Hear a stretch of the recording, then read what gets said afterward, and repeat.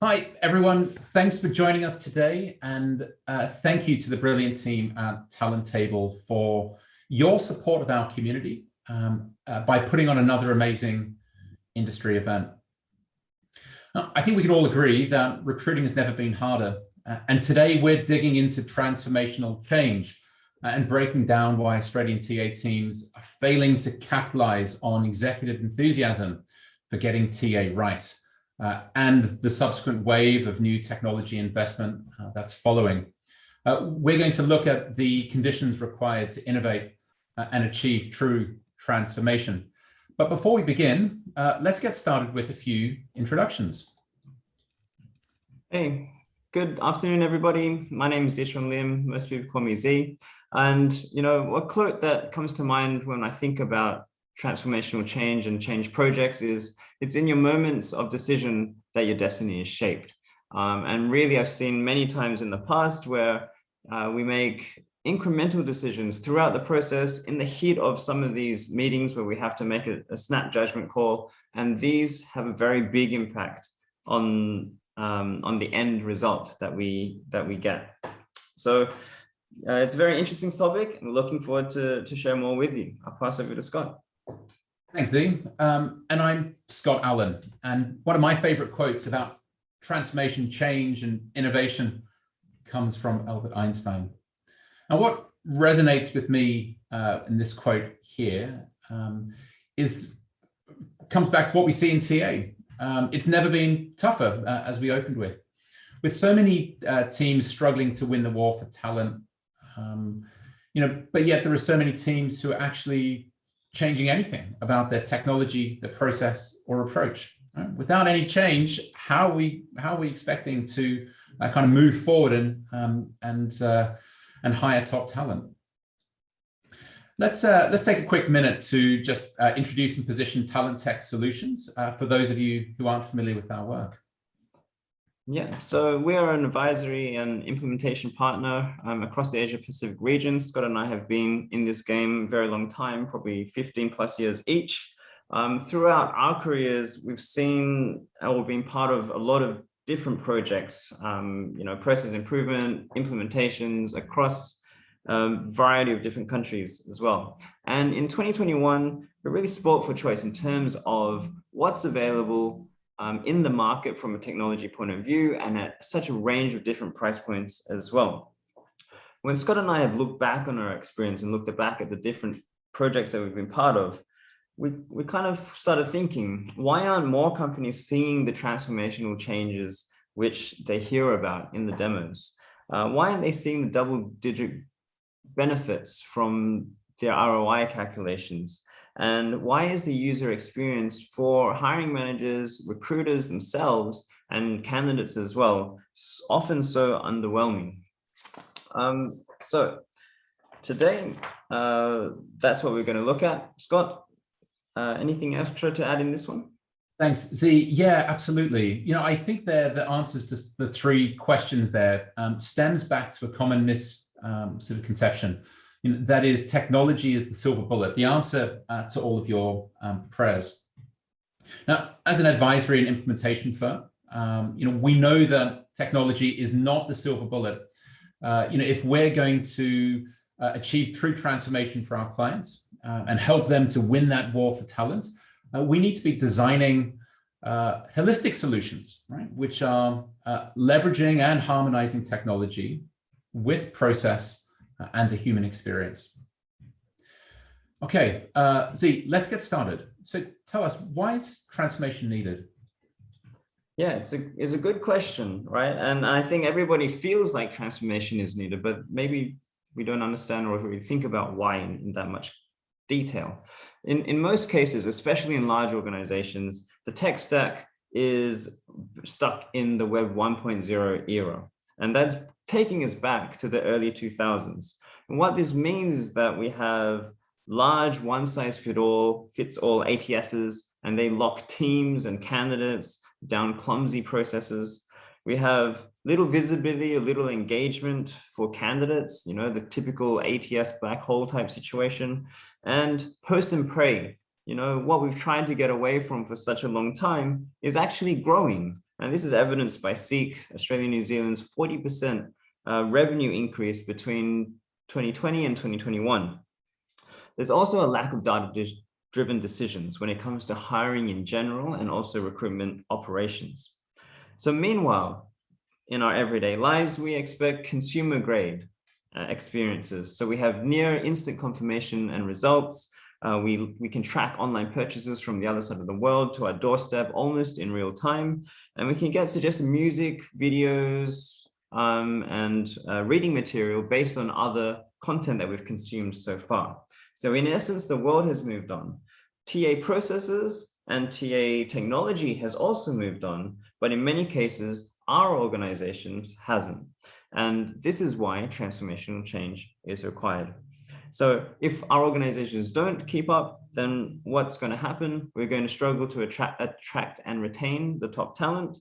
Time to hire is not just going to balloon, but jobs are going to sit empty. And when jobs sit empty, that has a bottom line impact to business performance.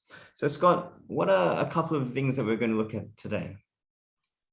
Great, thank you, Z. We're going to look at three different barriers which commonly impact our ability to realize the results which we're setting out to achieve, right? To create the conditions to enjoy transformational change. And those three scenarios there, barriers are organizational change, challenging the status quo, and overcoming change resistance. Let's get started on that first common scenario, Z, organizational culture. Yes, sure. And org culture is something that, you don't really get to control necessarily. So TA is not often seen as the innovative team, and they definitely don't get the budgets associated with that kind of moniker. And we need to be conscious of the environment that we're operating in. So the organization's overall culture itself, plus the risk appetite for your managers and senior leaders. So if we're in that kind of situation, let's say we're in door number one, going down door number one. So this is a business case driven, risk averse type organization. Now, in the rush to show HR as a commercial function, we have used business cases as a method of justifying our one and only pitch. At Talent Tech Solutions, we've kind of felt that for a long time that this type of business case is largely a waste of effort and time, and also stifles innovation and by restricting, I should say, the options and possible outcomes that are available. Really, a business case should be used to present the pros and cons of different options and suggest a way forward. So the key difference between the two different approaches here is one is pitching for your one and only solution, and the second one is showing that you've done the thinking, you've done the work, you've done the research, and coming to the table saying, we are going to do this. Here is a few different options that we've considered and why, and this is the solution that we're going to pick. And as you can see from that, it's a very, very different conversation. But some people might be lucky enough to be in a different type of model. Scott, what's the other door that people could be down? Thank you. Look, for sure, business case is a necessary evil, but there is another reality here, and that is of the iterative fail fast way of working. So many of the teams which we're advising today tell us that they're working in an agile environment, following agile kind of principles. But this doesn't mean that they are hopping from pursuing one idea to another idea, piloting one tech to another tech really quickly, right? Because innovation, even in an agile environment, requires calculated risk-taking, clear goals, and a methodical approach. If we look outside of our industry for inspiration here, and I'll kind of just reference some of the moonshots, right, which have come out of well-known companies like Tesla, SpaceX, Google. And the projects which they're working on would never pass a normal business case threshold for risk or return on investment. Right? And indeed, many SpaceX rockets have crashed and burned. We've seen the pictures on the videos on YouTube, right? And after each one of those expensive failures, right, SpaceX had to learn and improve.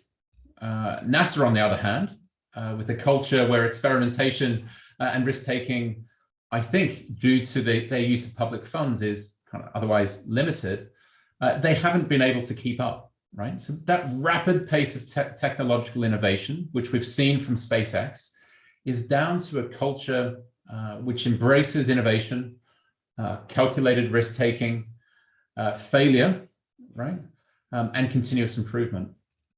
You know, back in the TA world, we've all been involved at some point in a pilot project. It's experimentation, right?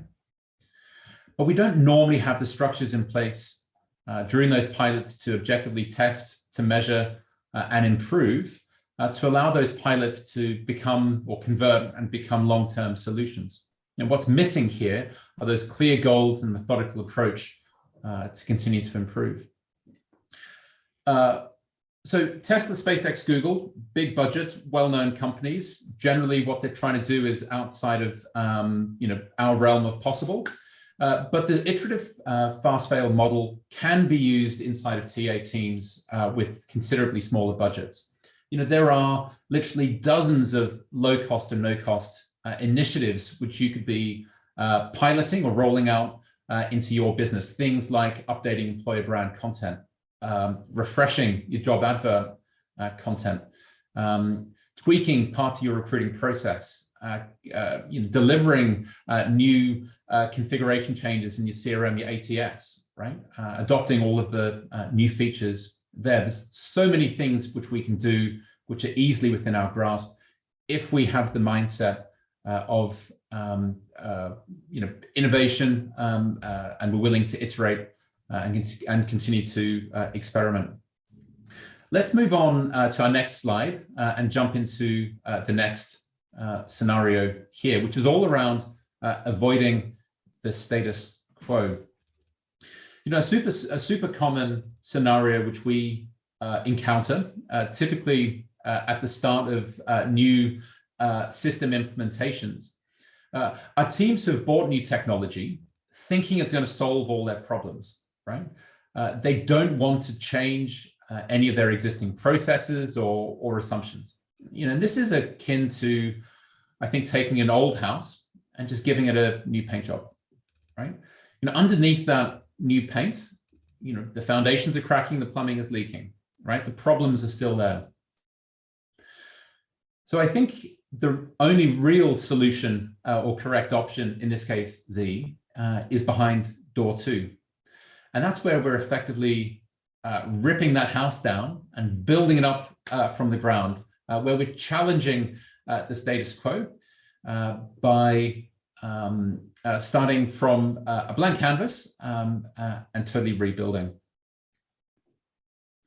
One of the recommendations which we have for our clients who are not sure where to start when it comes to considering changes or sort of prioritization, we recommend to start with workshopping. Sit down with a really broad group of stakeholders and listen. You know, use that as discovery to understand and hear what's happening across the business. Hear about the pain points and the frustrations from your end users. Document all of those failures, frustrations, and translate those into opportunities for improvement. And in doing so, the other thing we love here is that you'll also be building consensus, gathering allies for that future business case which you need to submit. But Z, let me loop you in quickly here for a few quick thoughts on challenging the status quo and how you can really be disruptive. Yeah, thanks, Scott. So I think definitely the more disruptive you can be, the more advantages you can create for your organization.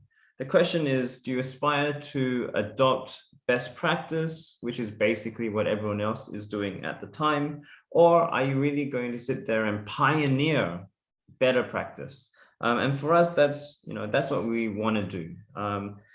And I think challenging the status quo isn't really easy, right? And, because you're pioneering better practice, you're doing things that other people haven't done before. It may not be proven in that sense, but neither is lying awake at night worrying whether you're doing enough.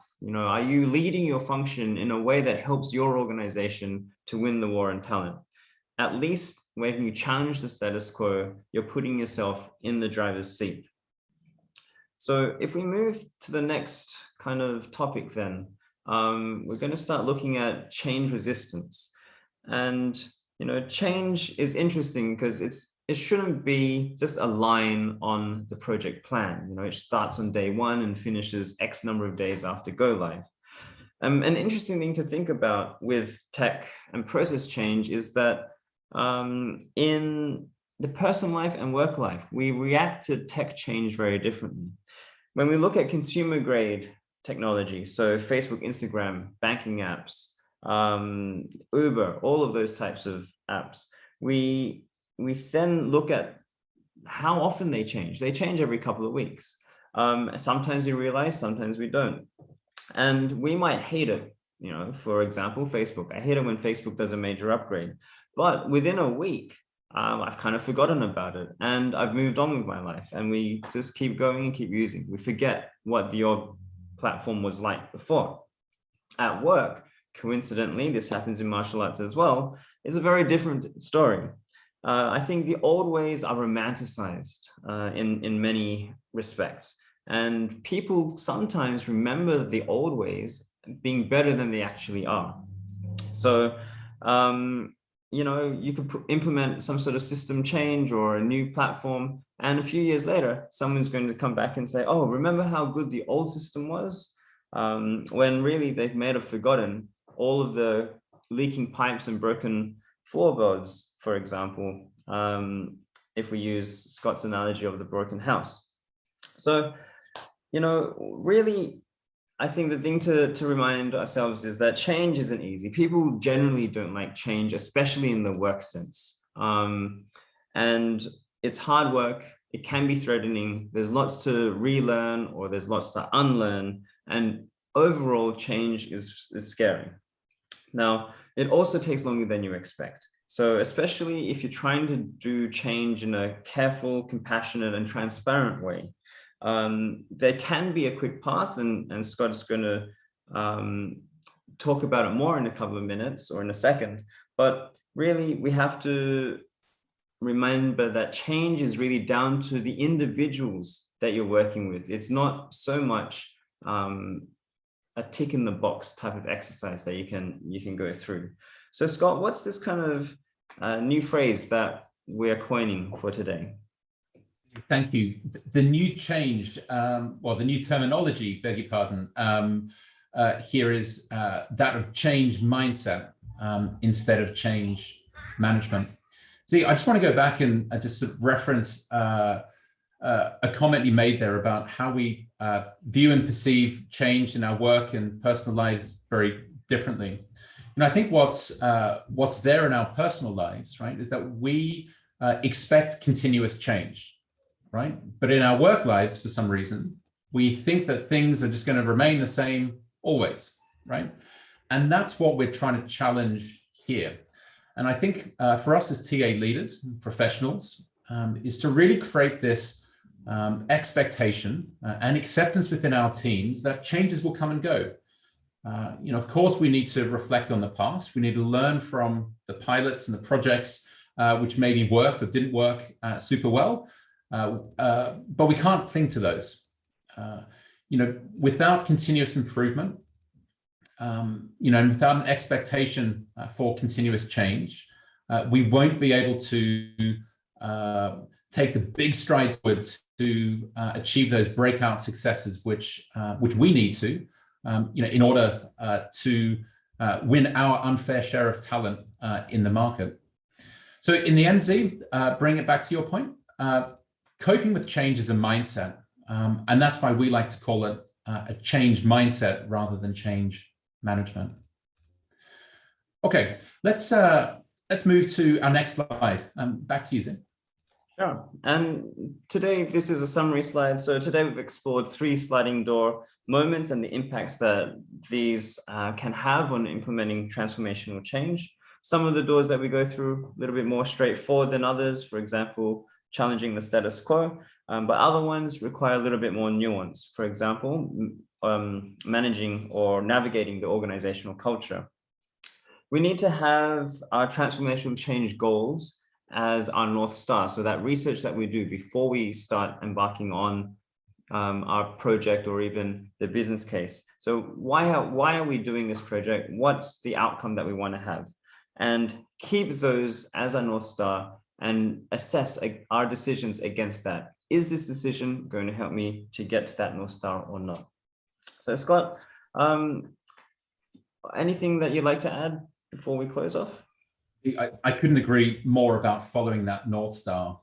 Before, our map towards transformation is having a really clear set of problem statements articulated, and a vision for the future, a to-be process, if you like, which we can then make decisions and design towards achieving that. So I couldn't agree more with the North Star analogy there. So where to next after all of this? Well, this has been a short presentation. There is so much more that we'd love to share with you, and we of course would love to hear from you after today's session. What we'd love you to do is to scan that QR code on the slide and get in touch. Today, we're offering all of the community a complimentary hours consultation where we can work with you to uncover some of the challenges which exist inside of your business and process, and share with you some independent, realistic and actionable advice. So please do get in touch with us. And finally here, I'd just like to say thank you for taking the time to join our session today. I hope you found it valuable. And Z, I'll pass back to you. Yes, cool. Thank you as well. Hope you have found something useful in the presentation as well. If you have any questions, feel free to reach out to either Scott or myself, and we're happy to have a chat. Have a good afternoon. Thanks.